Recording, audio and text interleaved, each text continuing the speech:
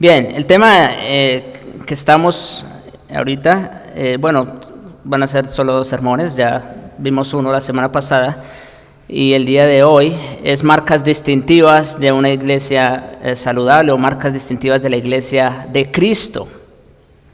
Estamos en Hechos 2, vamos a ir a los versículos 40 al 47, vayan a sus Biblias por favor. Dice así la palabra de Dios. Y con muchas otras palabras testificaba y les exhortaba diciendo: sed salvos de esta perversa generación. Así que los que recibieron su palabra fueron bautizados y se añadieron aquel día como 3,000 personas. Y perseveraban en la doctrina de los apóstoles, en la comunión unos con otros, en el partimiento del pan y en las oraciones. Y sobrevino temor a toda persona, y muchas maravillas y señales eran hechas por los apóstoles. Todos los que habían creído estaban juntos y tenían en común todas las cosas, y vendían sus propiedades y sus bienes y lo repartían a todos según la necesidad de cada uno. Y perseverando unánimes cada día en el templo, partiendo el pan en las casas, comían juntos con alegría y sencillez de corazón, alabando a Dios y teniendo favor con todo el pueblo, y el Señor añadía cada día a la iglesia los que habían de ser salvos. Bien, nada más como resumen rápidamente para que entremos en contexto. Hace 8 días empezamos diciendo y sentamos esto como una base, como un fundamento, y es el hecho de que la iglesia es de Cristo. Él es el dueño y señor de la iglesia, ¿verdad? Absolutamente nadie más, y por lo tanto Él es el único que tiene todo el derecho y la autoridad de decirnos qué es lo que debemos de hacer como iglesia y cuando estamos reunidos en su templo. Entonces eso para que lo sepamos, para que lo tengamos claro. Bien, decíamos también que al Señor le había placido dejarnos unos medios de gracia, ¿no?, para el crecimiento en la fe del creyente. Algunos son individuales, otros son colectivos. Los individuales, pues ya dijimos, tiene que ver con la lectura, la meditación de la palabra, la oración personal, pero también están los colectivos, que tiene que ver precisamente cuando nos reunimos como iglesia de manera oficial. Y es en eso que yo me estoy enfocando, ¿no?, en los colectivos, no tanto en lo individual. Bien. Entonces, cuando hablamos de esos medios de gracia colectivos,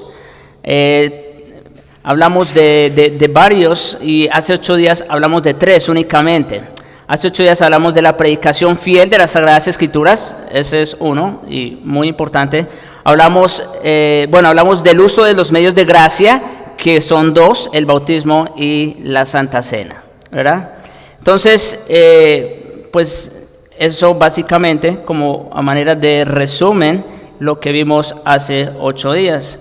Como les digo, hablamos de la predicación fiel de la palabra de Dios, la sana doctrina, es algo en lo cual la iglesia primitiva perseveró desde el momento que creyeron y se reunieron. Y también, como digo, en los sacramentos. El bautismo, ¿qué dijimos? El bautismo pues es una señal de entrada al pacto de la gracia, ¿no? Es cuando de manera pública y visible el creyente se identifica con el cuerpo de Cristo, ¿no? Entonces, en ese sentido, podemos decir que el bautismo une al creyente ¿con quién? Con el cuerpo de Cristo o con la iglesia. Y la Santa Cena o la Cena del Señor, pues es la señal del nuevo pacto como tal, ¿no? Cristo dijo: esta sangre es el nuevo pacto que por vosotros es derramada. Así que cada vez que nosotros nos reunimos, participamos de la mesa del Señor, ¿no?, en señal del pacto del cual nosotros nos beneficiamos gracias a Cristo y su obra. Muy bien. Entonces hoy vamos a continuar con los otros 3 aspectos fundamentales que hacen parte del culto oficial que rendimos al Señor. Entonces, en tercer lugar, hablemos de la oración pública. La oración pública, dice también el texto en el que estamos, versículo 42, que perseveraban en las oraciones, ¿verdad? Perseveraban en las oraciones. Así que la oración también es algo en lo cual la iglesia como conjunto, como cuerpo, debe perseverar.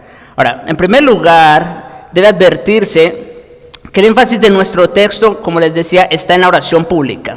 La oración pública es un elemento esencial en el culto a Dios y es sumamente importante para el buen desarrollo y crecimiento de la iglesia local, así como lo es la predicación de la palabra de Dios. Si hablamos de la iglesia del Antiguo Testamento, por ejemplo, miren cómo Dios le dio la victoria a Judá sobre Moab y Amón en tiempos del rey Josafat. Esto está en 2 de Crónicas, capítulo 1, versículos 1 al 15. Allí nosotros encontramos que el rey Josafat hizo congregar a todo el pueblo de Judá para invocar al Señor. Y fue solamente así que Dios les concedió la victoria sobre los moabitas y los amonitas.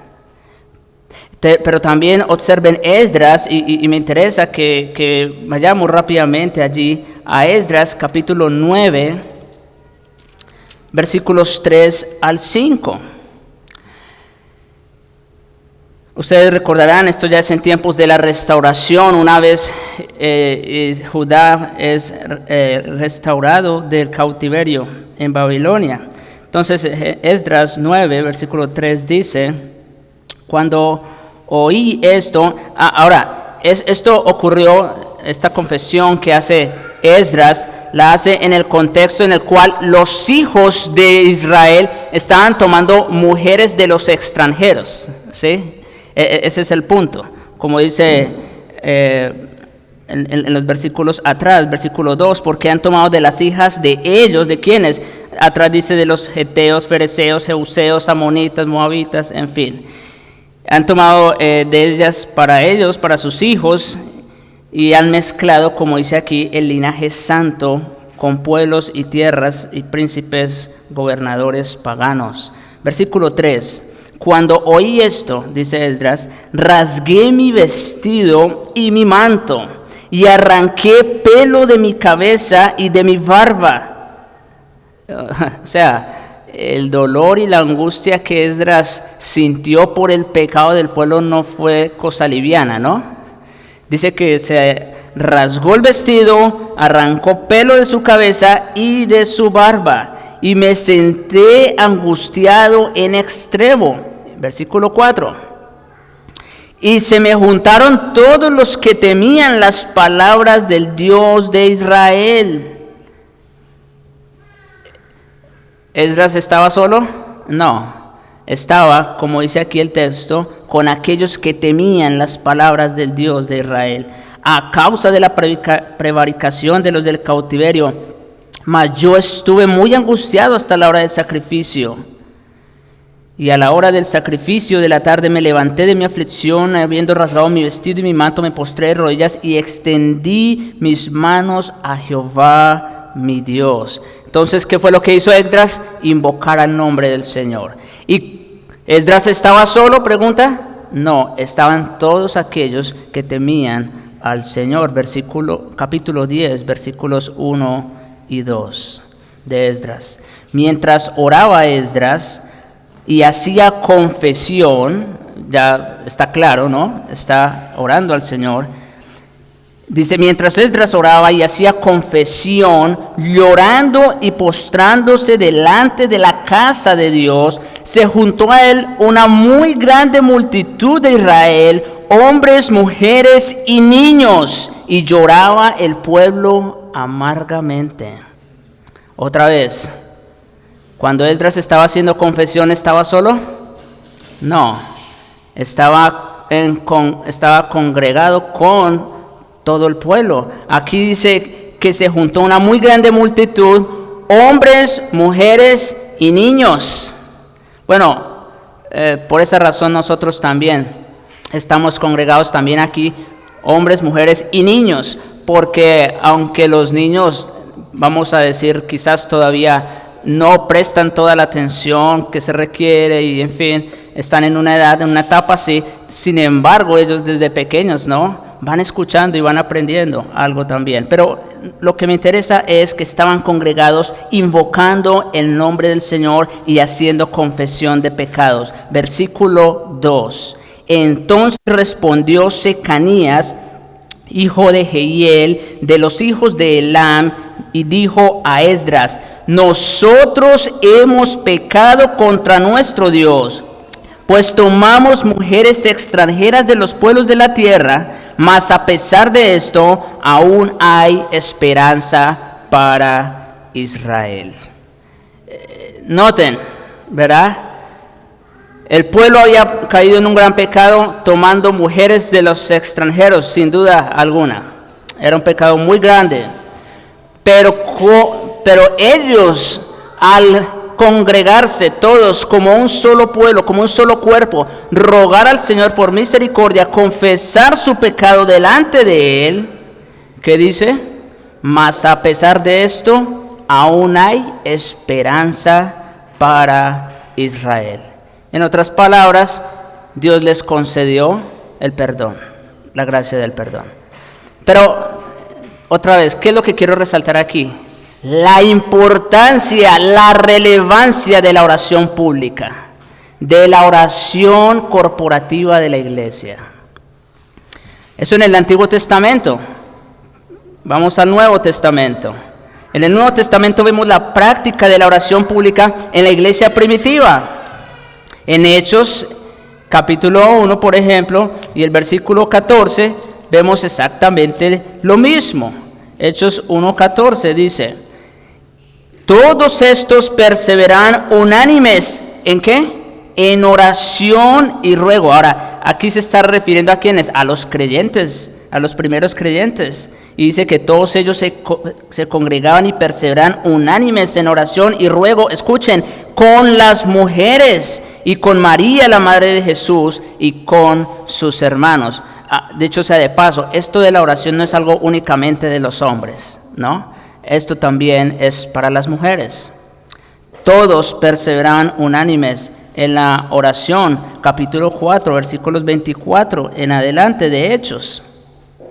Y ellos, habiéndolo oído, alzaron unánimes la voz a Dios, oraron y dijeron: soberano Señor, tú eres el Dios que hiciste el cielo y la tierra, el mar y todo lo que en ellos hay, que por boca de David tu siervo dijiste: ¿por qué se amotinan las gentes y los pueblos piensan cosas vanas? Se reunieron los reyes de la tierra y los príncipes se juntarán a uno contra el Señor y contra su Cristo, porque verdaderamente se unieron en esta ciudad contra tu santo Hijo Jesús, a quien ungiste Herodes y Poncio Pilato con los gentiles y el pueblo de Israel, para hacer cuanto tu mano y tu consejo habían antes determinado que sucediera. Eso es una oración, noten, eso no era una predicación, eso era una oración. Versículo 28. Versículo 29, y ahora, Señor, mira sus amenazas y concede a tus siervos que con todo de nuevo hablen tu palabra, mientras extiendes tu mano para que se hagan sanidades y señales y prodigios mediante el nombre de tu santo Hijo Jesús. Cuando hubieron orado, el lugar en que estaban congregados, que dice, tembló, y todos fueron llenos del Espíritu Santo y hablaban con denuedo la palabra de Dios. Wow, el poder de la oración pública, colectiva, como iglesia.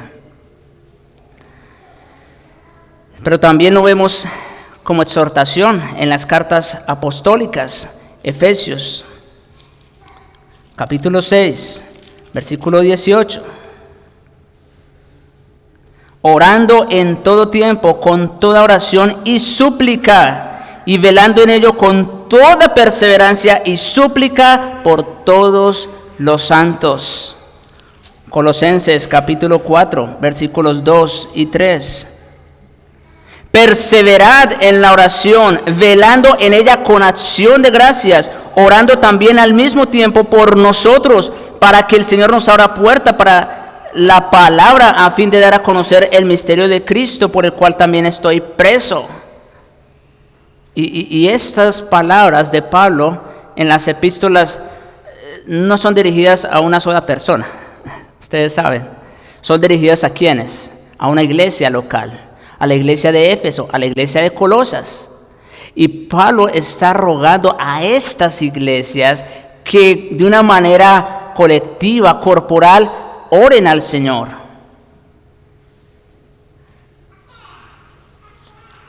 Primera de Timoteo 2, 1 al 3. Exhorto ante todo. Esta epístola sí está dirigida a Timoteo, pero mire cómo dice: exhorto ante todo que se hagan rogativas, oraciones, peticiones y acciones de gracias por todos los hombres, por los reyes y por los que están en eminencia, para que vivamos quieta y reposadamente en toda piedad y honestidad, porque esto es bueno y agradable delante de Dios nuestro Salvador. Pablo elogia la actitud de oración del pueblo de Dios. Esto es bueno y agradable delante de Dios nuestro Señor. Hermanos, hay muchos textos, ustedes saben, no puedo traerlos todos por causa del tiempo, pero lo que sí podemos decir es que la iglesia es sostenida por Dios gracias a las oraciones de los santos. La iglesia, aquí quiero ser enfático en esto, porque algunos calvinistas, o vamos a decir que caen más bien en el hipercalvinismo, dicen: Dios es soberano y Él se va a encargar de que la iglesia persevere hasta el fin. Eso es verdad, yo no estoy poniendo en duda eso, pero junto con eso también es verdad lo otro.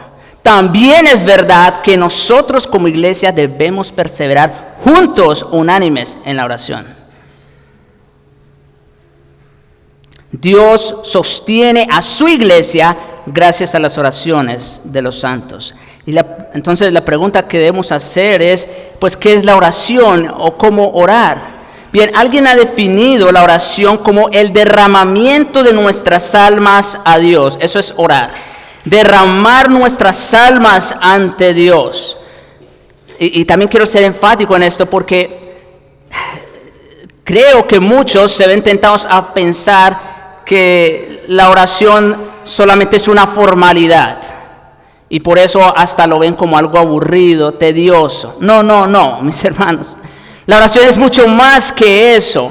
La oración es derramar mi alma delante del trono del Señor. El que conoce mejor mi corazón que nadie. Eso es orar. Ahora bien, este derramamiento del alma ha de tener unas características únicas. Oramos a Dios, escuchen, porque Dios ha prometido responder las oraciones de todo aquel que humilde, sincera y confiadamente se acerca a Él conforme a su voluntad, de acuerdo a su palabra, para su gloria, en los méritos de Jesucristo y en el poder de su Espíritu. Yo sé que esto es un poco extenso, esta definición. Si ustedes quieren también se los puedo mandar, no hay problema. Pero básicamente, ¿qué es lo que acabo de decir? Bueno, en primer lugar, Dios ha prometido responder las oraciones de su pueblo. Eso es lo primero. Segundo, esta oración tiene unas características. Ha de hacerse con humildad, con sinceridad y con confianza. Eso está en Mateo capítulo 6, en el contexto del Padre Nuestro. Cuando el Señor habla de la actitud hipócrita de los escribas y fariseos que hacían largas oraciones y oraban en las plazas para que todo el mundo los viera y los oyera. Y nuestro Señor dice: no es esa la actitud. Es con humildad, con sinceridad y con confianza. Ahora, hay unas condiciones que se deben de cumplir cuando oramos al Señor. ¿Cuáles son? Pues que sea conforme a su voluntad, ¿verdad? El Salmo dice: deleítate a sí mismo en Jehová y Él te concederá las peticiones de tu corazón. ¿Quiere decir eso que el Señor nos va a conceder todo lo que nosotros queremos o pidamos? No. Acuérdense, deleítate a sí mismo en Jehová. Entonces cuando yo me deleito en el Señor y en su palabra, yo voy a pedir de acuerdo a su voluntad. Otra condición que se debe cumplir en la oración es que sea de acuerdo a su palabra. ¿Dios ha prometido responder las oraciones de los santos? Sí, por supuesto. Todas aquellas que sean de acuerdo a lo que Él ha prometido. Dios no va a responder nada que no haya prometido. ¿Sí? Hay un propósito en la oración, que sea para su gloria, definitivamente, ¿no? Esa oración de Daniel también es muy bonita, cuando él también hace confesión por el pecado de Israel, ¿verdad? Y dice, Señor, de nosotros es la mancha, de nosotros es el pecado, tuya, Señor, es la gloria. Ahora, hay un conducto también que se debe seguir en la oración, y es que tiene que ser hecha en los méritos de Jesucristo. Ninguno tiene derecho por sí mismo para acercarse al trono de la gracia. Eso también hay que tenerlo muy presente. Nadie se podía acercar en la antigüedad a un rey simplemente porque, bueno, yo quiero ver al rey, ¿no? Quiero ver su trono. No. Tenía que seguirse un conducto, ¿no? Bueno, el conducto para nosotros acercarnos al trono de la gracia, ¿cuál es? Jesucristo. Él es el camino que abrió el velo para que nosotros pudiéramos tener entrada libre a la presencia de Dios. Y hay algo más, tiene que ser hecha en el poder del Espíritu Santo. En el poder del Espíritu Santo. En nosotros no hay ningún poder. Nosotros no tenemos ningún poder para convencer a Dios de nada, absolutamente. ¿Verdad? El Espíritu Santo, como vamos a ver también cuando lleguemos allí en Romanos 8, ya casi llego allá.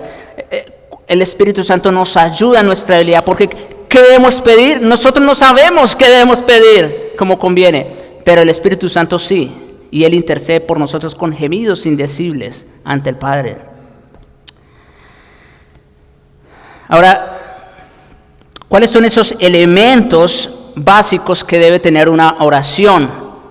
Cuando nosotros nos dirigimos al Señor, ¿qué elementos debe tener esa oración? Otra vez, aquí estoy basándome sobre todo en la oración del Padre Nuestro, que fue la oración que el Señor Jesucristo nos dejó como modelo. En Mateo capítulo 6 está, desde los versículos 9 hasta el 13.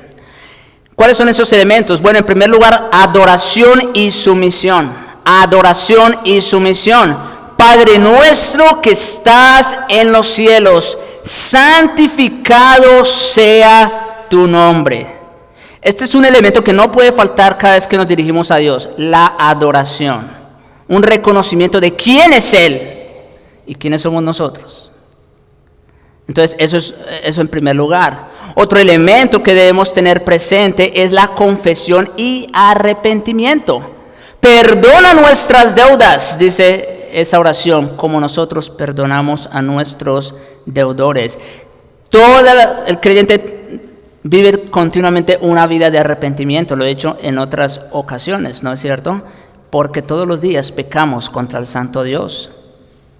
Otro elemento de las oraciones es las peticiones por la iglesia. Venga tu reino, hágase tu voluntad. Esas son peticiones que debemos nosotros también tener presente, orar por la iglesia. Otro elemento que no puede faltar en la oración son las peticiones espirituales. Por ejemplo, que el Señor nos conceda la gracia de perdonar a otros como Él nos perdonó en Cristo, ¿no? Debemos pedir eso porque no es fácil perdonar a otros. Bueno, pues debemos pedírselo a Él porque solo Él nos puede dar esa gracia y ese poder para hacerlo. Peticiones espirituales. Pero también, otro elemento, también debemos orar por peticiones físicas y materiales. El pan nuestro de cada día, dánoslo hoy. Son elementos que nosotros debemos siempre tener presente cuando oramos. Como digo, este material voy a mandarlo, voy a decirle a Jonathan si nos puede el favor de enviárnoslo a todos, porque es muy importante que esto que estamos viendo, lo que vimos el domingo pasado y lo que estamos viendo hoy, es importante que todos como congregación local lo tengamos presente, para que cada vez que vengamos aquí a reunirnos tengamos en mente qué es lo que venimos a hacer. Por eso quise hacer un paréntesis o interrumpir la serie de Romanos, porque esto es algo básico, fundamental, que no debe faltar en nosotros como iglesia local. Esta es la estructura y los elementos que debemos tener presente entonces cada vez que nos dirigimos al trono de la gracia. Ahora, aquí quiero hacer una nota de balance y es la siguiente. Escuchen. Los domingos, por lo general, no abundamos mucho en la oración, es decir, peticiones específicas de carácter espiritual, físico y material. Ustedes verán, los que vienen los domingos, ustedes saben que no abundamos mucho en ese aspecto del culto, pero lo hacemos también por cuestiones de tiempo y para darle prioridad a la predicación, ¿no es verdad? Pero eso no quiere decir que la oración no sea importante. Escuchen, por eso es de suma importancia reunirnos los miércoles, donde de manera puntual nos enfocamos en esa área del culto a Dios. Y aquí también quiero ser bien enfático. Así como es importante que ustedes vengan hoy día del domingo, día especial, sin duda alguna, día del Señor, para escuchar la palabra de Dios, ser nutridos con su palabra, no menos importante es la oración, no menos importante. La oración colectiva, la oración de la iglesia. Y como les digo, nosotros aquí por cuestiones de tiempo y para darle prioridad a la predicación, dejamos un poco más tiempo para la oración los días miércoles. Así que los invito, mis hermanos. Miren, alguien pudiera decir, pastor, no tengo tiempo entre semana porque tengo muchas obligaciones y responsabilidades. Sí, nosotros también las tenemos, número uno. Pero número dos, la pregunta que yo les haría es esta: ¿acaso ustedes están más ocupados que el Señor? Miren conmigo rápidamente Marcos, el Evangelio de Marcos, capítulo 1. No tengo tiempo para hacer lectura, pero ustedes podrán darse cuenta las responsabilidades y lo atareado que estaba el Señor. Vemos que el Señor Jesús primero saca el espíritu inmundo de un hombre, luego llega a la casa, no a descansar, sino a sanar la suegra de Pedro. Luego entonces cuando llega la noche, versículo 32 de Marcos 1, dice, cuando llegó la noche, luego que el sol se puso, nosotros, lo establecido por Dios y a través de la naturaleza es que el día es para trabajar y la noche para descansar. Mire cómo dice el versículo 32.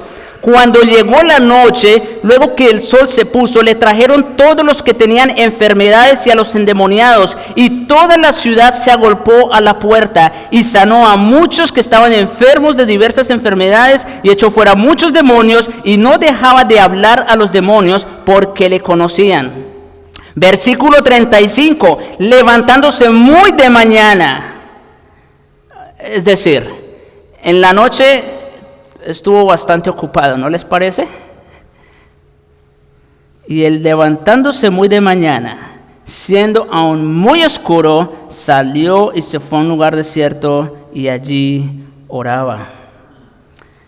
Y le buscó Simón y los que con él estaban, y hallándole dijeron, todos te buscan. Y él les dijo, vamos a los lugares vecinos para que predique también allí, porque también a esto he venido. Y predicaba en las sinagogas de ellos de toda Galilea y echaba fuera a los demonios. Pregunta, ¿estaban ustedes más ocupados que el Señor? No hay excusa, mis hermanos, y yo sé que estoy siendo fuerte, pero lo digo con toda la autoridad de la palabra de Dios. No hay excusa para no venir a la oración.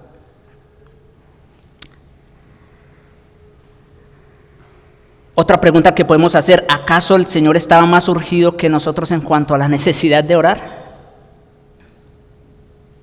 El Señor Jesucristo es Dios y como quiera tenía comunión permanente con el Padre. ¿Acaso Él estaba más urgido que nosotros de Dios? Él mismo nos insta, dice, velad y orad para que no entréis en tentación.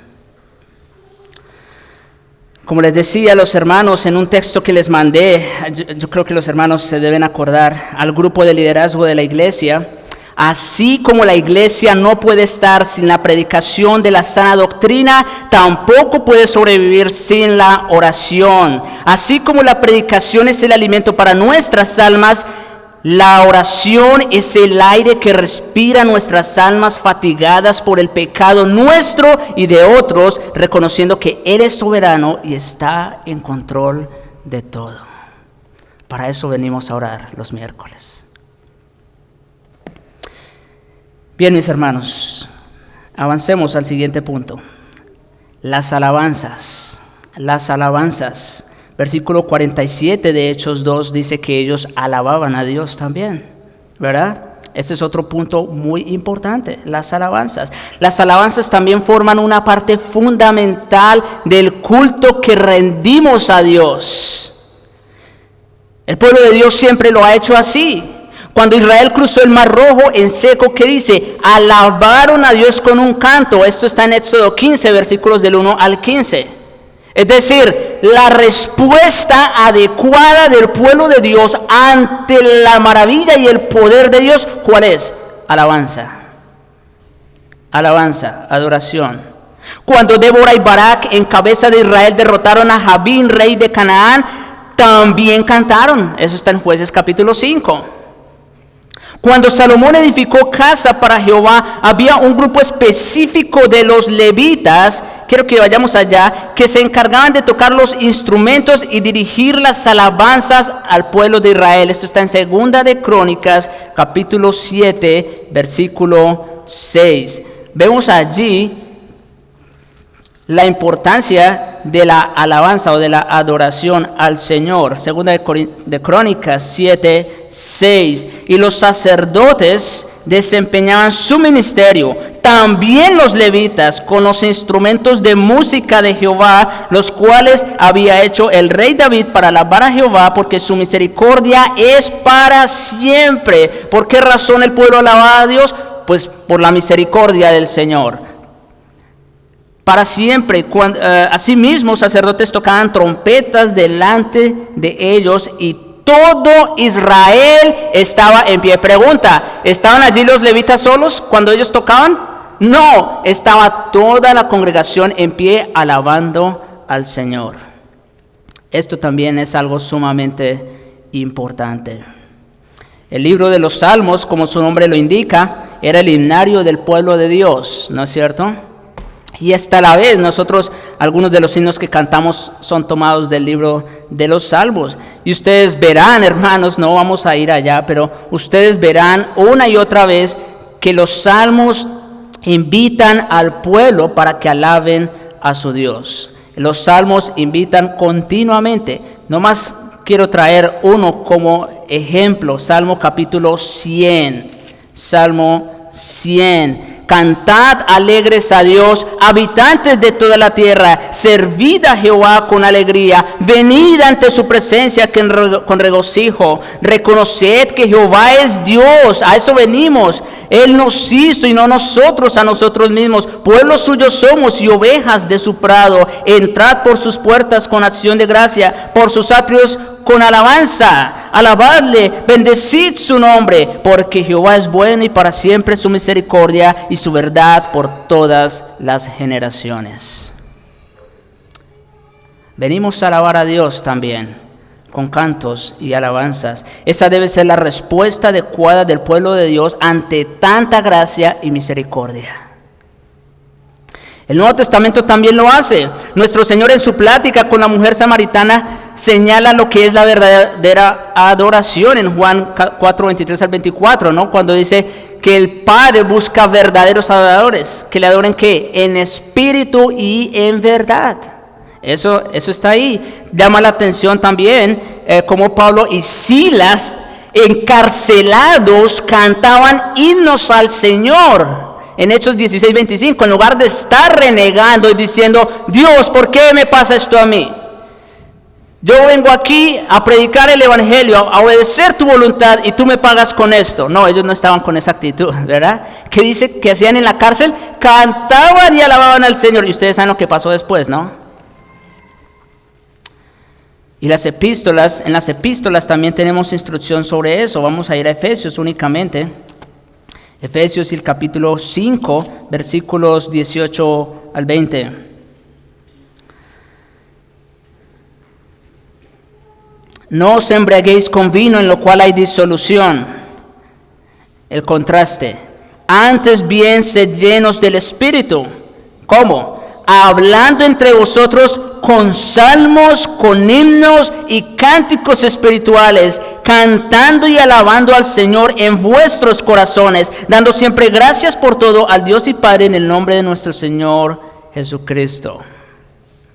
Ahí tenemos también entonces la exhortación a alabar al Señor con salmos, con himnos, cánticos espirituales, cantando y alabando al Señor en vuestros corazones. Ahora sí, voy a decirlo. Al Señor no le importan tanto las voces. Él no le importa que tengamos aquí un coro, una sinfónica. El Señor lo que mira es nuestro corazón. Pero la actitud debe estar definitivamente. Y cantamos al Señor con entendimiento también. Bien, y número 5, otro aspecto del culto oficial, y no menos importante que los anteriores, es las ofrendas. Las ofrendas. Versículos 44 y 45 de Hechos 2. Dice: todos los que habían creído estaban juntos, es decir, compartían, ¿verdad? Tenían comunión. ¿Y qué más dice? Y tenían en común todas las cosas y vendían sus propiedades y sus bienes y los repartían a todos según la necesidad de cada uno. Pastor, y aquí, pues, ¿dónde están las ofrendas? Bueno, la pregunta o lo que tenemos que ver es esto. A primera vista, este texto no parece indicar algo sobre las ofrendas. No dice que recogían dinero. Sin embargo, la realidad de que tenían en común todas las cosas y que vendían sus propiedades y sus bienes, lo repartían a todos según la necesidad de cada uno, implica por necesidad el hecho de que se recogían ofrendas, o de otra manera, pues no habría que repartir. ¿No les parece? Claro. Repartían de lo que ellos mismos recogían. Para ser más claros, Hechos capítulo 4, por favor. Hechos capítulo 4, versículos 32 al 37. Y viene inmediatamente después de la oración que les acabo de citar, en Hechos 4 también. Cuando vino el Espíritu Santo sobre ellos y hablaban la palabra de Dios con denuedo. Versículo 32, estando allí mismo reunidos, escuchen. Y la multitud de los que habían creído era de un corazón y un alma. Es decir, allí no había intereses personales, ¿no? Allí no era que cada quien velaba por su propio interés, no. Dice que eran de un corazón y un alma. Y ninguno decía ser suyo propio nada de lo que poseía, sino que tenían todas las cosas en común. Y con gran poder los apóstoles daban testimonio de la resurrección del Señor Jesús, y abundante gracia era sobre ellos. Así que no había entre ellos ningún necesitado, porque todos los que poseían heredades o casas las vendían, y escuchen lo que dice, traían el precio de lo vendido, ofrendaban, y lo ponían a los pies de los apóstoles. Y se repartía cada uno según su necesidad. Así que aquí vemos el principio de manera explícita de las ofrendas. Venían y lo traían a los pies de los apóstoles, ¿no? Y de allí entonces, ahora sí, se repartía cada uno según su necesidad. Este texto nos dice de manera directa que el precio de lo vendido lo traían, como digo, a los pies de los apóstoles y ellos lo repartían. Así que, y por supuesto, ¿verdad? Para que no haya malas interpretaciones, no estamos llamándolos a ustedes a que vendan sus casas, sus propiedades, porque eso no es lo que estamos diciendo. Nomás estamos extrayendo el principio que allí se recogían ofrendas, pues para tener que compartir con otros. Ahora, rápidamente, el uso de las ofrendas. ¿Cuál es el uso que se le dan a las ofrendas? Bien, en general, las ofrendas tienen un uso doble, aunque pueden tener otros usos, pero en general son dos. Primero, ayuda a los necesitados, y dos, sostenimiento de sus líderes. En cuanto a la ayuda a los necesitados, pues ya lo acabamos de leer aquí. Dice que ellos lo traían a los pies de los apóstoles y que ellos repartían a todos según la necesidad, de manera que no había necesitado entre ellos. Entonces, uno de los usos que se le da a las ofrendas, ¿cuál es? Ayuda a los necesitados de la iglesia, en primer lugar. Esa tarea, aquí dice que lo traían a los pies de los apóstoles, ¿verdad? Pero posteriormente nosotros sabemos en Hechos capítulo 6, esa tarea se le fue encomendada ¿a quiénes? A los diáconos, porque los apóstoles también estando tan ocupados dijeron: no es justo que nosotros dejemos la oración y la predicación para atender a las viudas, a los huérfanos y servir a las mesas. Así que propusieron a 7 hermanos de esa congregación para que ellos entonces se hicieran cargo de eso, de recoger las ofrendas y de administrarlas según la necesidad de cada quien. Es por eso que nosotros también aquí tenemos diáconos, ¿no? Porque ellos son los encargados también en esa materia de administrar las ofrendas. Los hermanos de Macedonia y Acaya hicieron lo mismo con los pobres de Jerusalén. Romanos 15, versículos 26 y 27, miren lo que dice. Versículos 26, porque Macedonia y Acaya tuvieron a bien hacer una ofrenda para los pobres que hay entre los santos que están en Jerusalén. Ahora, y aquí quiero también decir lo siguiente: no que la iglesia no pueda ayudar a pobres que no son de la iglesia. Por supuesto que si está en su presupuesto hacerlo, está bien. Pero la ayuda es principalmente para ¿quiénes? Para los santos de la iglesia. Aquí dice, Macedonia y Acaya tuvieron a bien hacer una ofrenda para ¿quiénes? Para los pobres que hay entre los santos que están en Jerusalén, pues les pareció bueno y son deudores a ellos, porque si los gentiles han sido hechos participantes de sus bienes espirituales, deben también a ellos ministrarles con los materiales, refiriéndose a que la salvación viene de los judíos, ¿no? Como dice el Señor en Juan 4.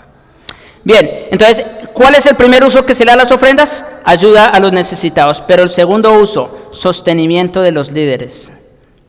Este principio lo encontramos desde el Antiguo Testamento, cuando Dios estableció que los levitas no tenían parte ni heredad entre los hijos de Israel, por cuanto servían en el tabernáculo de reunión. Fue la lectura que hizo el hermano Fanor al principio, en Números 18, ustedes recuerdan, ¿verdad? Dice que ellos, a los levitas no se les concedió heredad. Fue la única tribu que no recibió tierra.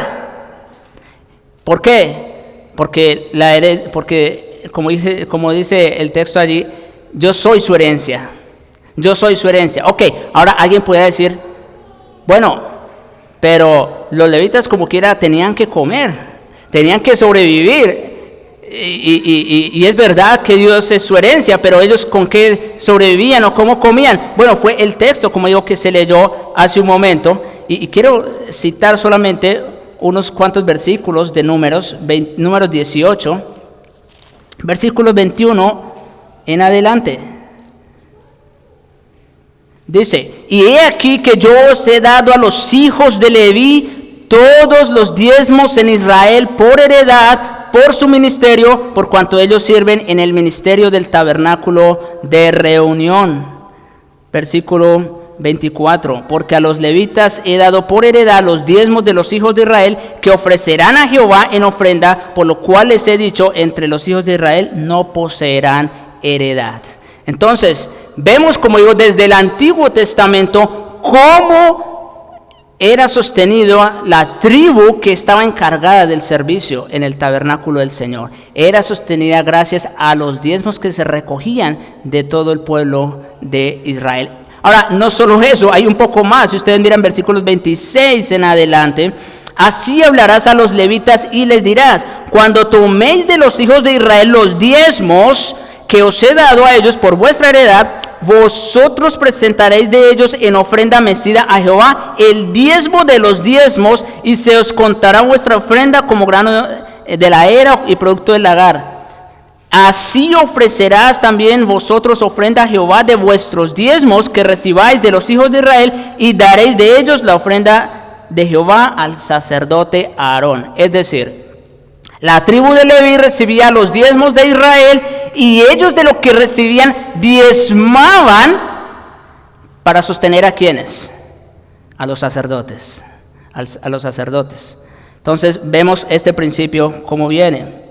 Pero en el Nuevo Testamento nuestro Señor estableció este principio también cuando envió a los 12 a predicar el Evangelio. Esto está en Mateo 10. Y también vemos allí como el Señor los encomienda a esa causa. Mateo 10, versículo 5 en adelante. Dice, a estos 12 envió Jesús, les dio instrucciones diciendo, por camino de gentiles no vayáis, en ciudades samaritanas no entréis. Versículo 9, no os proveáis, mire lo que el Señor le dice a los discípulos cuando van a ir a predicar. No os proveáis de oro, ni plata, ni cobre en vuestros cintos. Es decir, no lleven dinero en sus bolsas.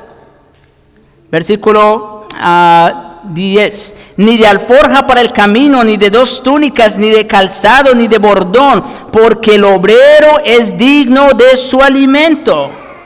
Mas en cualquier ciudad o aldea donde entréis, informaros quién en ella sea digno y posad allí hasta que salgáis, y al entrar a esta casa saludarla, y si la casa fuera digna, vuestra paz vendrá sobre ella, mas si no fuera digna, vuestra paz se volverá sobre vosotros. Y si alguno no os recibiere, ni oyere vuestras palabras, salid de aquella casa, ciudad, y sacudid el polvo de vuestros pies. De cierto os digo que el día del juicio será más tolerable para Sodoma y Gomorra que para aquella ciudad. Wow. Esto son palabras fuertes, es una advertencia seria. El obrero es digno de su salario, dice el Señor, refiriéndose a quiénes, a los que traen o a los que predican el Evangelio. Más adelante lo ratifican las epístolas. 1 Corintios 9, 2 Corintios 11. En realidad, hermanos, hay muchos textos que pudiera traer, pero ya el tiempo se nos va. Así que solamente para que tengan presente, hermanos, que las ofrendas también es una manera como nosotros rendimos culto al Señor. Ya hablé cuáles son los usos que se le dan a las ofrendas. En primer lugar, ayuda a los necesitados, y en segundo lugar, sostenimiento de su liderazgo. Ahora, algo que quiero decir también, la motivación de los ofrendantes. ¿Cuál debe ser la motivación? Como dice el Señor Jesucristo, que lo que hace tu mano derecha no lo sepa tu izquierda. ¿No es verdad? Eso es sumamente importante. La motivación es importante a la hora de ofrendar, porque Dios no se fía de las acciones, sino que pesa nuestros corazones. Al igual que lo dije en las alabanzas, ¿no? Dios no se fija tanto en las voces como en el corazón. De la misma manera, cuando ofrendamos a Dios, Dios no se fija tanto de nuestra acción como de nuestra actitud. ¿Recuerdan ustedes al Señor Jesucristo cuando estaba sentado frente al arca de las ofrendas? Él vio cómo todos ofrendaban de lo que les sobraba, mucho. Y una pobre mujer que solo tenía 2 monedas, las echó ahí. Y el Señor les da una enseñanza tremenda a sus discípulos. ¿Saben quién ofrendó más? No fueron los que echaron el montón de dinero ahí, no. Fue la mujer, la viuda, que él echó las 2 ofrendas. ¿Y por qué? Otra vez, porque el Señor no mira tanto las acciones como mira nuestro corazón. Ella dio, dijo el Señor, ella dio todo lo que tenía.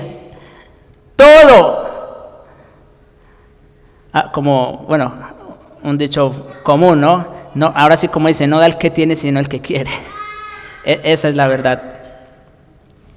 Ok, entonces Pablo también resalta la actitud de los ofrendantes de Macedonia y Acaya, a la vez que exhorta a los corintios. Eso está en 2 Corintios 8, del 1 al 12. Quiero que vayamos allá porque es un texto importante, está entre la doctrina. 2 Corintios 8, versículos 1 en adelante. Asimismo, hermanos, os hacemos saber la gracia de Dios. Escuchen, esto es una gracia. ¿Ven? Otra vez, nosotros no podemos hacer nada por nosotros mismos. Asimismo, hermanos, os hacemos saber la gracia de Dios que se ha dado a las iglesias de Macedonia, que en grande prueba de tribulación, y yo otra vez, quiero que miren esto. No era que las iglesias de Macedonia y Acaya eran ricas y tenían abundancia. No, mire lo que dice. Que en grande prueba de tribulación, la abundancia no de su dinero. ¿Qué dice allí? De su gozo. La abundancia de su gozo y su profunda pobreza No eran ricos, pero sí abundaban en gozo. Y eso fue suficiente. Dice, la abundancia de su gozo y su profunda pobreza abundaron en riquezas de su generosidad. Pues doy testimonio de que con agrado han dado conforme a sus fuerzas y aún más allá de sus fuerzas, como la viuda, pidiéndonos con muchos ruegos.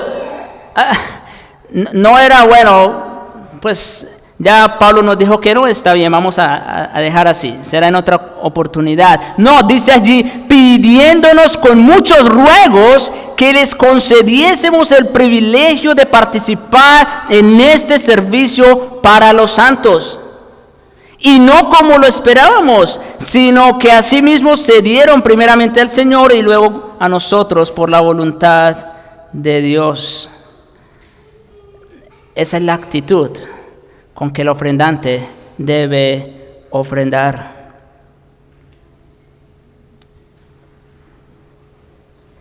Ahora, rápidamente, hablemos de la promesa y resultado de ser buenos ofrendantes.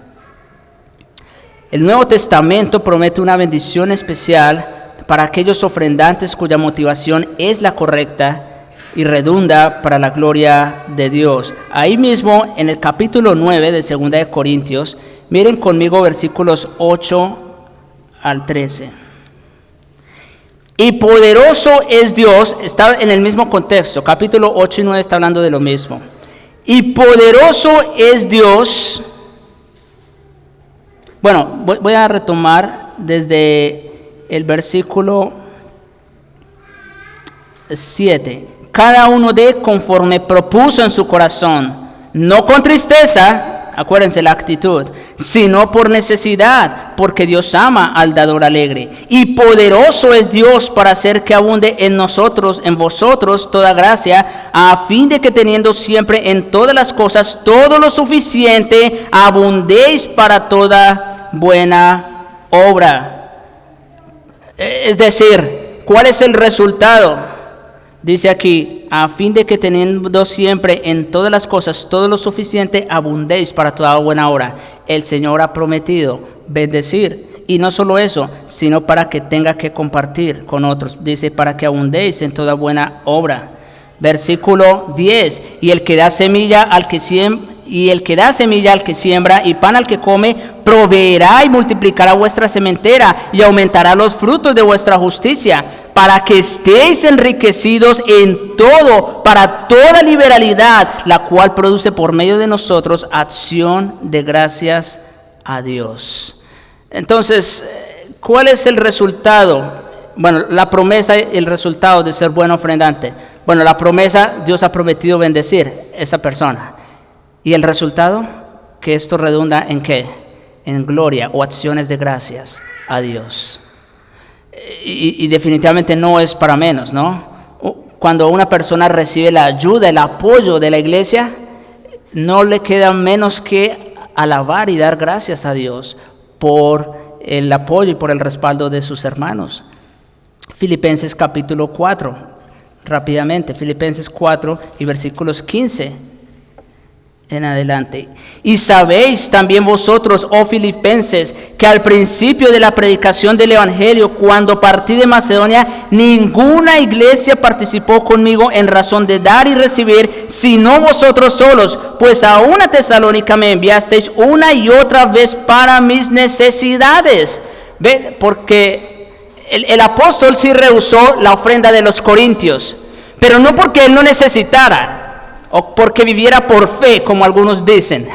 No, sino porque él tenía el apoyo y el respaldo de otras iglesias, y él sabía que si recibía la ofrenda de los corintios iba a ser tropiezo. De por sí, él estaba teniendo problemas con los corintios. Ustedes saben, el pastor Ricardo estaba exponiendo.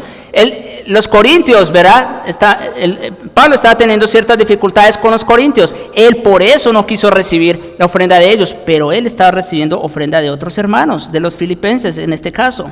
Versículo 17, no es que busque dádivas, dice Pablo, sino que busco fruto que abunde en vuestra cuenta, Pues todo lo he recibido y tengo abundancia y estoy lleno, habiendo recibido de Epafrodito lo que enviaste, olor fragante, sacrificio acepto, agradable a Dios. Esto redundó en la gloria a Dios. Mi Dios pues, y aquí está la bendición o la promesa, mi Dios pues suplirá todo lo que os falta conforme a sus riquezas en gloria en Cristo Jesús.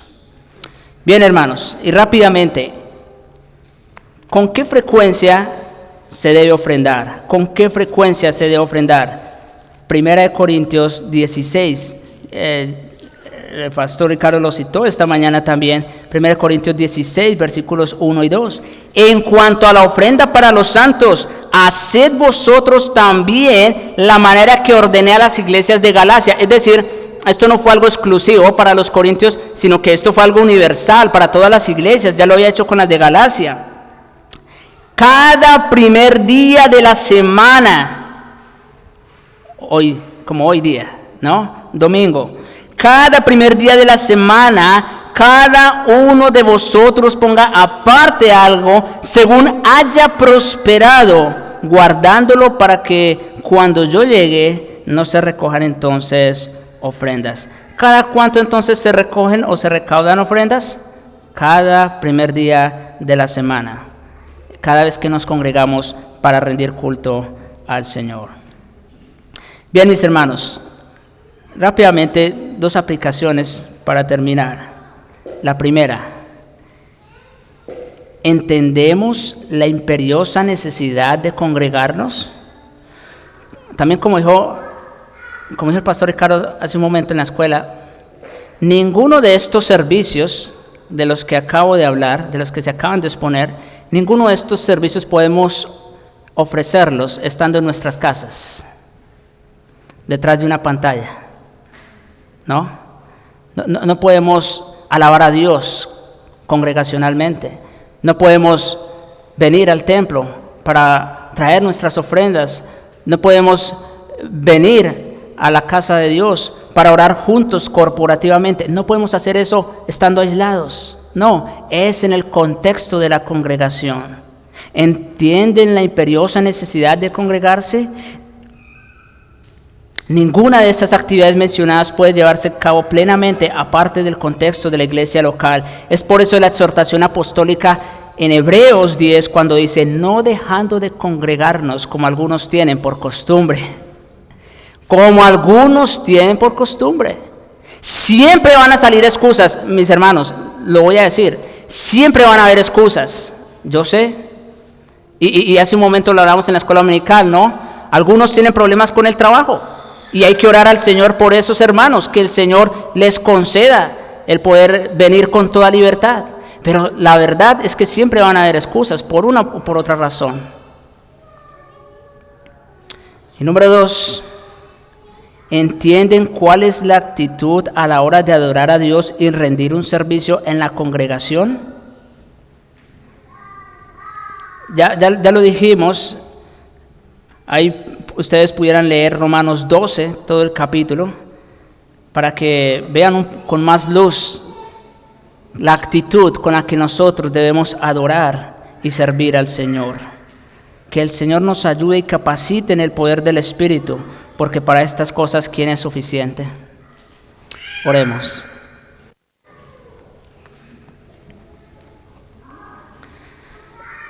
Padre bueno y misericordioso, bendito Señor, gracias te damos. Gracias por tu palabra. Sabemos, Señor, que a veces es fuerte, es dura, Señor, pero también es provechosa para nuestras almas, para saber cómo es que debemos conducirnos en la casa de Dios, columna y baluarte de la verdad. Te rogamos, Señor, concédenos la gracia para poder rendir culto a ti y servirte a ti de corazón, con una actitud sincera, humilde. Oh Señor, ten misericordia de nosotros, ayúdanos, que podamos recordarnos una y otra vez estas palabras. Te lo suplicamos, oh Dios, para la gloria de tu nombre y para el bien de nuestras almas, en Cristo Jesús. Amén.